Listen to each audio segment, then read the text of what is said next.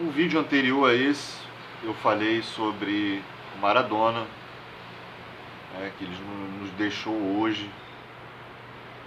Ele fez a passagem e eu fiz um vídeo completamente emocionado, perturbado. Foi tudo no improviso. Peço perdão, peço desculpas pela bad vibe. Aquele vídeo ali eu liguei a câmera meia hora depois de eu ter visto a notícia, sabido da notícia, né? Então eu estava em choque ainda. Peço perdão pelo lado emotivo do vídeo, mas é isso aí, foi só um registro.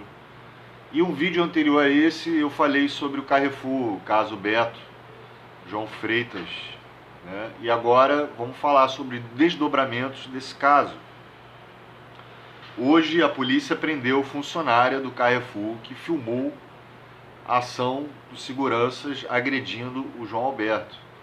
Por que ela foi presa? Porque ela está presa temporariamente. Por que ela está presa? Porque ela tinha poder de comando sobre esses dois seguranças que espancaram, depois asfixiaram o Beto, né? Então ela tinha poder, então ela foi criminosa ali, certo? Ela omitiu, foi completamente perturbador a situação, ela fica filmando os caras agredindo. Uma coisa é você imobilizar, né? Uma coisa é você imobilizar sem asfixiar, outra coisa é você espancar o cara, né? Que é completamente diferente. Então por que ela não parou? Por que ela não impediu? Por que ela não falou chega? Né? São várias questões, tudo ainda é muito especulativo. Eu vi nas redes sociais as pessoas falando: ah, mas o cara deu soco primeiro, mas o cara tem uma ficha extensa, mas o cara é isso, o cara é bandido, o cara é aquilo, sabe? As pessoas têm mania de julgar e falar o que aconteceu antes da investigação, antes do laudo investigativo, antes da perícia, sabe? E não adianta, vai ficar especulando, foi isso, foi aquilo, foi isso. Tem uma linha de investigação no qual indica que talvez os seguranças, ou um dos seguranças e o Beto, se conhecessem ou já tinham trocado já tinham se desentendido antes. Não sei, tudo pode acontecer. Os seguranças poderiam ter falado injúrias raciais ou falado alguma coisa que o cara não gostava, ou ele seria folgado, mas nada justifica. Ou ele seria folgado e o cara era violento e sei lá, mas isso nada justifica o espancamento e o asfixiamento, né? Tirou a vida dele. Então nada justifica. Os seguranças, como eu falei no vídeo passado, eles não tinham a ficha, né? E não é extensa como a direita fala, a direita mentirosa. Eu acho que tem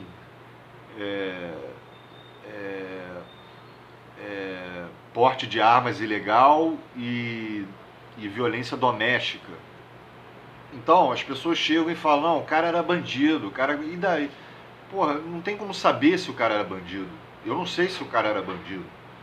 Uma coisa é ter características, né? O cara ser violento, ser agressivo, ser truculento, ameaçador. O cara tava nas redes sociais falando que o cara ele morreu porque ele tinha um comportamento ameaçador. Que isso? Que isso? Sabe? Comportamento ameaçador, desarmado, isso não existe.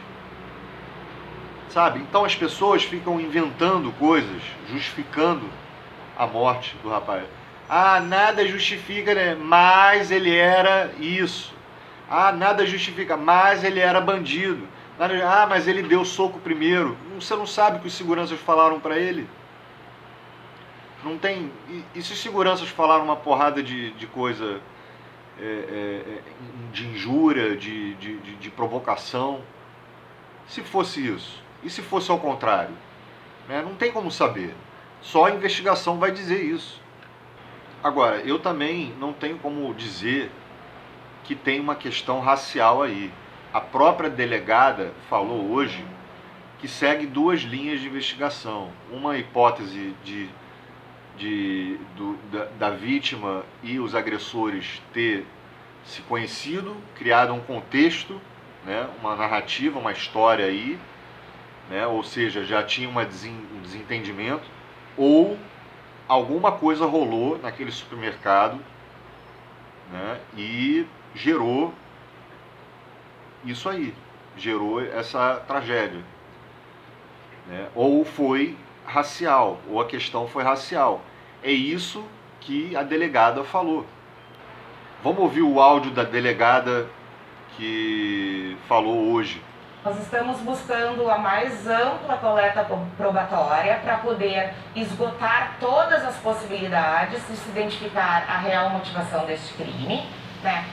Tanto analisando imagens, né, do dia do fato, possíveis imagens anteriores a este fato, como ouvindo, identificando e ouvindo todas as pessoas que estiveram presentes de alguma forma na cena do crime, seja no início, ou durante as agressões, ou até mesmo após a vítima vir a óbito. O que a investigação busca é coletar, desde o início da desavença, qual foi a motivação que levou esses indivíduos a agredir a vítima até a morte.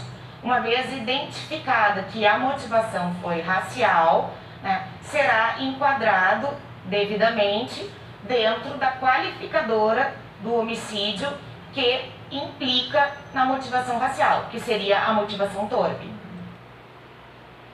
Muita gente, então a própria delegada está falando que talvez pode ter essa possibilidade de ter sido uma motivação racial.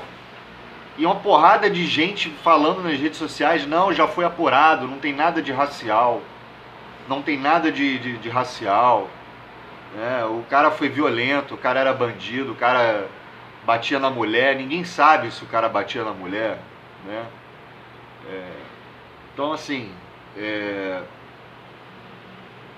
então a própria delegada está falando que tem que investigar. E qual é o papel da investigação? É trazer um enredo, né, da história, como tudo começou, o que levou a qual ato, qual ação levou, gerou a reação, e coletar todas as informações, os informes, né, das pessoas, todas as pistas, e montar esse quebra-cabeça para chegar numa conclusão, né, num laudo conclusivo.